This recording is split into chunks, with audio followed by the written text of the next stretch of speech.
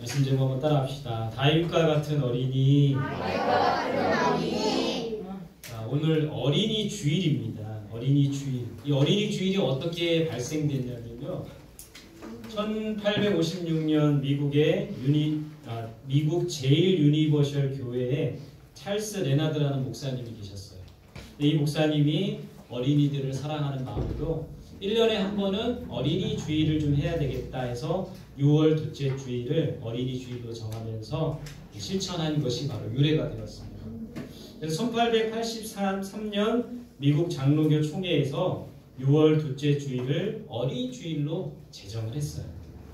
근데 우리나라는 미국 교회에 이제 영향을 받은 거죠. 그러다 1925년 5월 첫 주일 한국 교회가 꽃주일로 제정을 해서 왜냐하면 우리나라는 미국은 6월 둘째 주일을 정했지만 우리나라는 5월 5일이 어린이날이잖아요. 그래서 5월 첫째 주일을 어린이 주일로 정하자 해가지고 처음에는 꽃주일이었다고 합니다.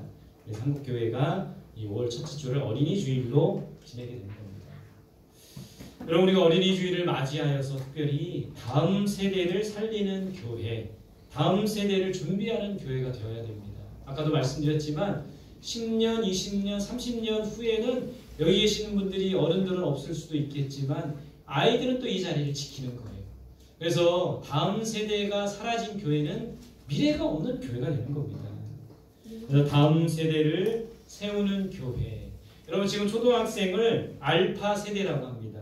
그래서 2011년생부터 2025년에 출생한 아이들을 알파 세대라고 해요. 그래서 스마트폰과 디지털 세대에 영향을 많이 받은 세대가 바로 알파 세대. 그래서 우리 초등학생들이 다 알파 세대라고 합니다.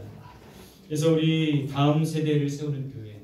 특별히 우리 교회는 다음 세대를 세우기 위해서 이렇게 북카페도 차려놓고 뒤에 이제 보드게임. 우리 목요일마다 우리 세소식반 또 전도를 통해 아이들이 많이 오는데 보드게임을 많이 갖고 놀아요. 그래서 세소식반, 보드게임, 또 이게 야구 등 운동하는 모임 이제 다시 좀 재개하려고 하는데 우리 교회가 이렇게 다음 세대를 위해 준비하고 다음 세대를 세우는 사명이 또 우리 교회에 있다는 거예요. 그래서 저는 지금 여기 예배드리는 이 한 30여 명 되는데 이 비율이 좀 굉장히 좋은 것 같아요. 1대1, 1대1. 그래서 어린아이들 1, 그 다음에 청년, 청소년 1, 그 다음에 우리 어른들 1. 요 세대가 쭉 이어져야지만 다음 세대가 미래가 밝은 그런 교회가 될 수 있다는 겁니다. 그래서 여러분 이 일을 위해서 기도해 주시고 이 일을 위해서 또 함께 협력해 주시고 함께 해주시는 우리 성안교회 성도들이 되었으면 좋겠습니다. 오늘 어린이 주일을 맞이해서 우리 어린이들과 함께 어떤 말씀을 나눠야 될까 고민하다가 다윗, 어른이나 남녀노소 누구나 좋아하는 인물이 바로 다윗이에요. 그래서 다윗 이야기를 좀 해보려고 합니다. 그리고 아울러 우리 어린아이들이 다윗과 같은 어린아이가 되었으면 좋겠어요. 오늘 말씀해 보면 골리앗이 이스라엘 군대를 모욕합니다. 이 골리앗은 싸움을 도두는 자였어요. 여러분, 옛날에는 전쟁을 할 때 저렇게 골리앗처럼 싸움을 도두는 자가 앞에 나타나고 우리 편에서도 이제 싸움을 잘하는 사람이 둘이 먼저 붙는 거예요. 그러니까 이거는 기세 싸움인 겁니다. 그래서 여기서 지면은 전쟁이 확 기울어질 수가 있는 거예요. 그래서 블레셋과 이스라엘이 전쟁할 때 저 거인 골리앗이 나와서 하나님을 모욕하고 이스라엘 군대를 모욕해가지고 지금 이 이스라엘은 기세가 완전히 꺾여 있는 그런 상황입니다. 여러분, 골리앗은 가드 사람이라고 돼 있어요. 성경에 보면 가드가 어디냐면 여기에요. 이스라엘이 있고 남한국 유다, 북이스라엘 나눠져 있고 이 남한국 유다 옆에 블레셋이라는 나라가 있는데 블레셋에는 큰 5개의 도시가 있어요. 가사, 아스글론, 아스도, 에글론, 가드. 그래서 이 골리앗은 가드 사람입니다. 근데 여러분, 이 가드 사람들 중에는 거인들이 많았다고 합니다. 키가 6규빗 1뼘. 보통 사람인데 머리가 2개나 더 커요. 6규빗 1뼘을 우리 요즘 이제 그 키로 해보면 2m, 약 2m 38cm예요. 2m 38cm. 오, 저의 2배입니다. 그러니까 엄청 큰 키의 골리앗이었습니다. 갑옷의 무게가 놋 5,000세겔. 여러분, 1세겔은 11.4g이라고 하거든요. 그러면 갑옷의 무게만 55kg. 웬만한 여자분들 55kg. 네. 웬만한 여자분들의 그 몸무게 55kg의 그 몸무게, 그 무게의 갑옷을 차고 전쟁터에 나오는 겁니다. 골리앗이 이스라엘과 하나님을 향해 뭐라고 모욕했습니까? 9절 말씀입니다. 같이 볼게요. 시작. 그가 나와 싸워서 나를 죽이면 우리가 너희의 종이 되겠고 만일 내가 이겨 그를 죽이면 너희가 우리의 종이 되어 우리를 섬길 것이니라. 자, 하나님과 하나님의 군대를 향해서 이게 자신 있다는 거죠. 너희가 우리와 나와 싸워서 너희가 지면 나의 종이 될 것이다. 이렇게 모욕하고 위협할 때 사울과 온 이스라엘이 크게 두려워했던 거예요. 아무도 거인 골리앗 앞에 나아갈 사람이 없었던 겁니다. 이때 때마침 전쟁터에 다윗이 나타나게 됐어요. 다윗이 전쟁을 하기 위해서 나타난 것이 아니라 이제 운명적인 만남, 다윗과 골리앗의 운명적인 만남이 다윗이 전쟁터에 오면서 시작이 되는 거예요. 다윗의 아버지는 누구였죠? 이새였습니다. 이새의 아들은 8명이 있었어요. 8명이 있었는데 그 중에 다윗은 막내였습니다. 그래서 이렇게 양치는 허드렛 일을 이 다윗이 했어요. 전쟁터에 있는 이 다윗은 전쟁터에 전쟁을 하기 위해서 온 것이 아니라 형들에게 사실은 먹을 것을 주러 온 겁니다. 형들에게 먹을 것을 주기 위해 전쟁터에 온 거예요. 다윗은 아직 소년이었대요. 정확한 나이가 몇 살인지 모르지만 이 과거 문헌에 보면 다윗의 나이가 대략 16에서 17살 정도. 그러니까 우리나라로 말하면 중학교 3학년, 민동이, 건이 이런 나이였을 것 같아요. 그런 나이에 다윗이었습니다. 그 다윗이 골리앗에 대해서 듣는 거예요. 26절 말씀 같이 봅시다. 시작. 다윗이 곁에 서 있는 사람들에게 말하여 이르되 이 블레셋 사람을 죽여 이스라엘의 치욕을 제거하는 사람에게는 어떠한 대우를 하겠느냐. 이 할례 받지 않는 블레셋 사람이 누구이기에 살아계신 하나님의 군대를 모욕하느냐. 자, 다윗의 말을 한번 보세요. 저 블레셋 사람이 누구이길래 하나님과 하나님의 군대를 모욕하냐. 저 사람을 죽여 이스라엘의 치욕을 제거하는 사람에게는 어떤 대우를 하겠느냐. 이 할례 받지 않는 블레셋 사람이 누구이기에 살아계신 하나님의 군대를 모욕하느냐.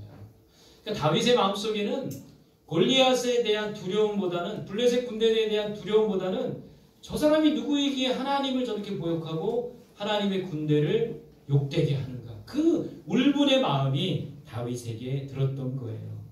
다윗이 사울을 찾아갑니다. 그리고 자신이 골리앗과 싸우겠다고 하는 거예요. 16살짜리가 거인 골리앗과 싸운다고 하니까 기가 차는 것이죠. 근데 결국에는 어떻게 되었습니까? 결론적으로 말하면 다윗이 골리앗을 쓰러뜨리는 거예요. 그 과정을 한번 살펴봅시다. 다윗이 골리앗 앞에 섰어요. 지금 그림처럼 2m 38의 골리앗, 조그만한 16살짜리 다윗. 다윗이 무엇을 가지고 골리앗 앞으로 갔습니까? 무엇을 가지고 이 골리앗 앞에 갔느냐, 그게 중요한 거예요. 첫 번째는 물맷돌을 가져갔습니다. 따라해보세요. 물맷돌. 네. 골리앗은 자기를 개로 취급하느냐 말했어요. 물맷돌과 막대기를 가지고 그 골리앗 앞에 나아갔다라는 겁니다. 여러분, 이 물맷돌이라는 것은 평소에 갈고 닦은 다윗의 실력이에요.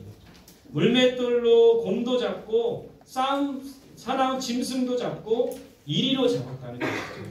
그래서 평소에 이 다윗이 갈고 닦았던 것이 바로 이 물맷돌입니다. 조금 어수선한 것 같아요. 네. 자리에 좀 앉아주시고요. 네. 핸드폰 하시는 분들도 있는데 핸드폰은 상가해 주시고, 자, 평소에 갈고 닦은 실력으로 나아간 겁니다. 이 물맷돌로 곰도 잡고 사나운 짐승도 잡고 이리도 잡았어요. 자신이 제일 잘하는 것을 가지고 나아갔다는 겁니다. 여러분, 오늘 여기에 포인트가 있는 거예요. 우리 아이들이 이제 어린이주의를 맞아서 아이들이 무엇을 잘하는가, 그걸 한번 생각해 봐야 돼요. 자신이 제일 잘할 수 있는 걸 가지고 이 세상을 향해 나아가야 됩니다. 우리 아동부, 우리 성학교 아동부 여러분들 뭘 잘합니까? 그 잘하는 것을 발견하고 잘하는 것을 가지고 세상을 나아가면 되는 거예요. 무엇을 갈고 닦고 있습니까? 여러분, 열심히 갈고 닦아야 돼요.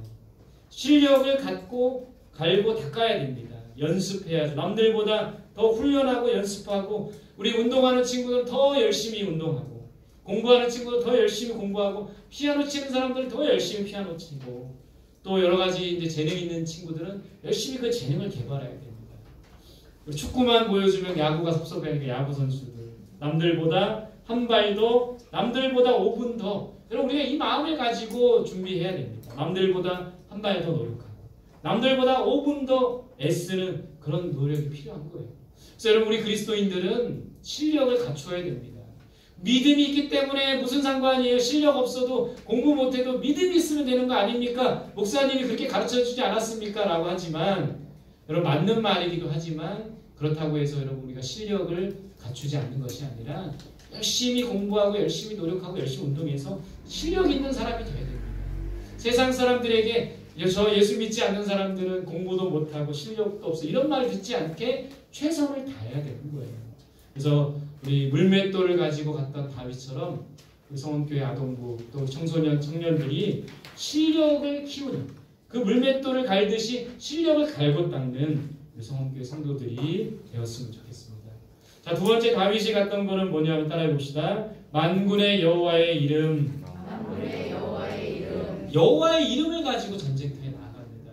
자, 45절 같이 볼게요. 시작. 다윗이 블레셋 사람에게 이르되 너는 칼과 창과 단창으로 내게 나아오거니와 나는 만군의 여호와의 이름 곧 내가 모욕하는 이스라엘 군대의 하나님으로의 이름으로 내게 나아가노라. 너는 칼과 창과 단창으로 내게 나오지만 나는 만군의 여호와의 이름으로 나아간다. 하나님의 이름으로 나아간다고 외쳤습니다. 근데 하나님의 이름이 뭐라고 말합니까? 오늘 성경에 보니까 만군의 여호와라고 되어 있어요. 이 말은 창조주 하나님, 만물을 다스리는 하나님입니다. 이 만군의 여호와, 만군이라는 것은 군대라는 말이에요. 만군의 여호와는 여호와 하나님은 모든 군대와 전쟁을 하나님께서 주관하신다. 주관하시는 하나님이라는 거예요. 47절 다윗의 말을 다시 한번 봅시다. 시작. 또 여호와의 구원하심이 칼과 창에 있지 아니함을 이 무리에게 알게 하리라. 전쟁은 여호와께 속한 것인즉 그가 너희를 우리 손에 넘기시리라. 자, 다윗은 이렇게 말합니다. 전쟁은 하나님께 속한 것이다. 여러분 이 그림은 어떤 그림이냐면요. 아람 군대가 이 여호사밧이 남유다의 왕일 때 아람 군대가 쳐들어옵니다. 이때 여호사밧이 어떤 전략을 세웠냐면 전쟁터에서 이 군사들보다 앞에 맨 앞에 찬양대를 세웠어요. 찬양대가 찬양하기 시작할 때 하나님께서 임재하시고 아람 군대에 임하셔서 아람 군대를 멸하신 그런 이야기가 역대하 20장에 나와요. 그러니까 전쟁은 하나님께 속한 것이다. 그래서 역대하 20장에 보면 전쟁은 하나님께 속한 것이다. 이것을 외치고 있는 겁니다. 여러분 전쟁은 하나님께서 속한 것. 하나님이 행하시는 겁니다. 승리는 하나님께 달려있는 거예요. 아말렉 전투 때 모세가 두 팔을 들어 기도하면 이스라엘이 이기고 팔을 내리면 아말렉이 끝까지 두 손을 아론과 훌이 붙잡아줘서 전쟁에 승리했던 아말렉 전투. 승리는 하나님께 달려있다는 겁니다. 그렇다면 우리는 하나님을 의지해야 돼요. 하나님의 도움을 구해야 합니다. 히스기야 왕도 아수르 사네립 왕이 쳐들어올 때 그 협박 편지를 성전에 펼쳐놓고 하나님 앞에 기도합니다. 하나님을 의지할 때 하나님의 이름으로 나아갈 때 다윗이 골리앗을 쓰러뜨렸듯이 우리도 승리하는 삶을 살 수가 있어요. 자, 세 번째 따라합시다. 무엇을 가지고 왔습니까? 믿음. 자, 어린 다윗은 골리앗이 두려웠을까요? 두렵지 않았을까요? 아마도 한쪽 마음속에는 두려운 마음이 있었을 겁니다. 저렇게 2m가 넘는 거구가 달려오면 얼마나 두렵고 걱정이 됐습니까? 그러나 다윗에게는 믿음이 있었던 거예요. 어떤 믿음이 있었죠? 하나님께서 함께 하신다는, 나와 하나님께서 함께 하신다는 그 믿음이 다윗에게 있었던 겁니다. 또 하나님께서 이기게 하신다는 믿음이 우리에게 있었다는, 이 다윗에게 있었다는 거예요. 요한일서 5장 4절입니다. 우리 어린아이들만 읽어봅시다. 시작. 무릇 하나님께서 전한 자마다 세상을 이기느니라. 세상을 이기는 승리는 이것이니 우리의 믿음입니다. 여러분 이 말씀을 자세히 봅시다. 하나님께로부터 난 자가 세상을 이긴다고 했어요. 믿음이 있는 자가 세상을 이깁니다. 세상을 이기는 승리는 우리의 믿음이라고 되어 있어요. 그러니까 믿음이 있는 사람이 이 세상 속에 이길 수 있었던 겁니다. 다윗도 골리앗 앞에 서기가 두려웠지만 다윗에게는 하나님이 함께 하시고 하나님이 이기게 하신다는 그 믿음으로 골리앗 앞에 나아갈 때 싸웠을 때 이길 수 있었던 거예요. 여러분, 우리가 살고 있는 이 세상은 정말 골리앗과 같은 그런 세상입니다. 크고 두려운 세상이에요. 여기 조그마한 이 초식 동물이 정글에서 이런 살아가기가 쉽지는 않겠죠. 많은 야생 그런 짐승들이 있고 맹수들이 있고 마치 우리가 저런 모습과 같은 거예요. 그래서 예수님께서도 제자들을 향해서 이런 말씀하셨죠. 너희들을 세상에 보내는 것이 마치 양떼를 이리들 가운데 보내는 것과 같아. 그러니까 우리가 감당하기에는 너무 크고 두려운 세상이 바로 우리가 살아가는 세상이라는 겁니다. 이 세상은요, 물질 만능주의예요. 돈으로 모든 것을 할 수 있다라는 세상입니다. 돈이라는 거대한 우상이 세상을 지배해요. 그래서 돈 많이 가지고 있는 사람이 세상도 지배하고 사람도 조종하고 막 돈 많은 사람이 모든 걸 할 수 있다라는 그런 세상. 우리는 돈 많습니까? 적습니까? 적잖아요. 그죠? 물질 만능주의의 세상. 인본주의의 세상. 좋은 말 같지만 인본주의라는 말은 사람이 근본이 된다는 말이에요. 좋은 말 같지만 우리는 인본주의가 아니라 신본주의.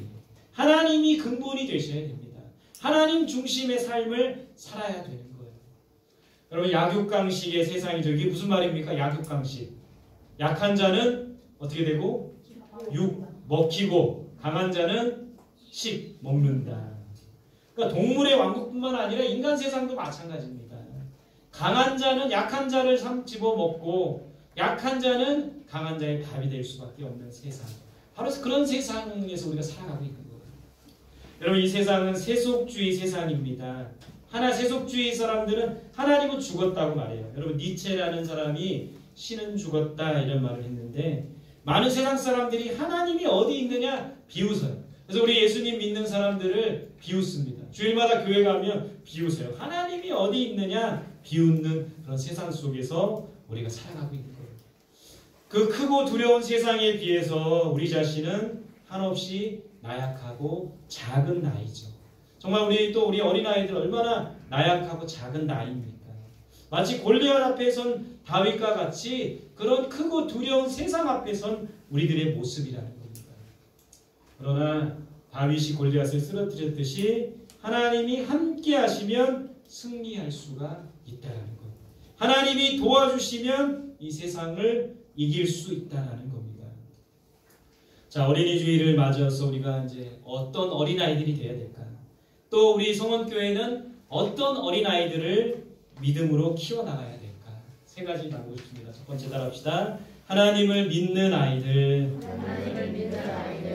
여러분, 믿음이 세상을 이길 수 있다고 했어요. 다윗의 믿음이 골리앗을 쓰러뜨렸던 겁니다. 그렇기 때문에 우리 아이들이 믿음으로 자랄 수 있도록 우리가 기도하고 우리가 이 아이들을 잘 양육해야 돼요. 하나님을 믿는 아이들로, 진정 믿는 아이들로. 여러분, 믿는다는 건 말로만 믿는 게 아닙니다. 정말 그분을 믿는다면 그분을 의지해야 되고 그분께 모든 것을 맡길 수 있어야 되는 거예요.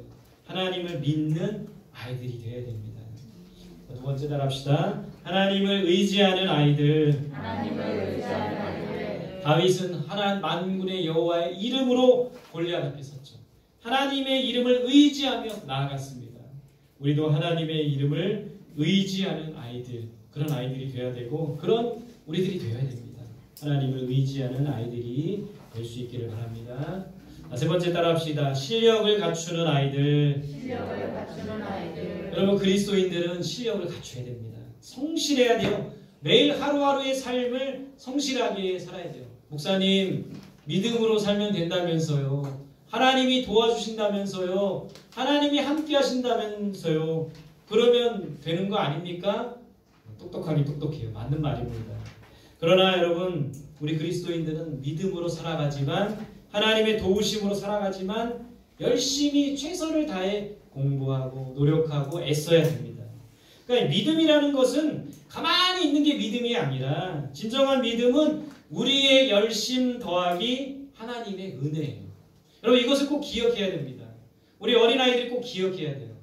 믿음으로 살아간다는 건 나 혼자 가만히 있고 그냥 떨어지는 감나무 밑에서 떨어지는 입 벌리고 있는 게 아니라 열심히 나무에 올라가서 감을 따는 거예요. 그러니까 믿음으로 산다는 것은 우리의 열심 플러스 하나님의 은혜입니다. 우리가 최선을 다하고 열심을 다할 때 하나님이 도와주시고 하나님이 은혜를 베풀어 주시는 거예요. 그렇기 때문에 정말 우리 성원교회 우리 어린아이들은 실력을 갖춘 아이들이 되었습니다. 공부만을 꼭 말하는 게 아닙니다. 운동하는 아이들은 실력을 갖춰야 돼요. 또 공부하는 아이들은 공부하면서 정말 인정받을 수 있어요. 다른 요리하는 아이들은 요리 준비해야겠죠. 어떤 분야에서든지 최선을 다하고 성실하게 남들보다 한 발 더 노력하고 남들보다 5분 더 노력하는 그 자세를 갖고 실력을 갖추는 그런 사람들이 되어야 됩니다. 저는 이제 꿈을 이룬 건지 모르겠지만 목사가 되었습니다. 그런데도 이제 여기에 안주하지 않고 좀 더 노력하려고 해요. 새벽에 일찍 일어나려고 하고 한자라도 책 더 보려고 하고 말씀을 좀 더 깊이 보려고 하고 노력하는 거. 왜 노력합니까? 실력을 갖추려고 하는 거죠. 하나님의 은혜로 목회하는 거지만 실력을 갖추려고 남들보다 더 조금씩 노력하는 거. 여러분들도 마찬가지 그런 노력이 필요한 겁니다. 노력하고 열심을 다할 때 하나님이 도와주시는 거예요. 가만히 있을 때 도와주시지 않는다는 것이죠. 우리 성원교회 성도들, 무엇보다 우리 아이들이 실력을 갖추고 최선을 다하고 성실하게 하루하루를 살아가는 성원교회 모든 우리 아동부 또 청년 청소년부 될 수 있기를 간절히 소망합니다. 네. 다윗과 같이 하나님을 믿고 하나님을 의지하고 하나님께서 여러분에게 주신 재능을 잘 개발하여 사용하는 우리 성원교회 아동부 모든 성도들이 되시기를 간절히 소망합니다. 자,